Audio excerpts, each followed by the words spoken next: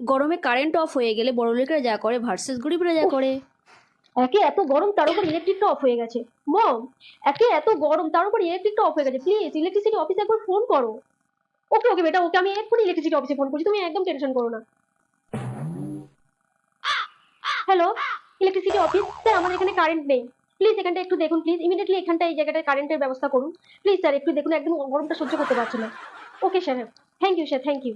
ওকে বেটা, এক্ষুনি কারেন্ট চলে আসবে। ওকে মম। ও মা, কারেন্ট চলে গেছে, একবার ইলেকট্রিসিটি অফিসে ফোন করো না। হ্যাঁ, ইলেকট্রিক অফিসটা তো তোর বাবা, সেই জন্য আমি ফোন করলে কারেন্ট চলে আসবে। বেশি না কথা বলে যা, গাছতলায় গিয়ে বসে থাক, দেখবি গা হাত পা ঠান্ডা হয়ে যাবে। মা, বাইরে খুব গরম, বাইরে গেলেই অজ্ঞান হয়ে যাব। গরমে মাথা গরম করিস না, যা বেরো।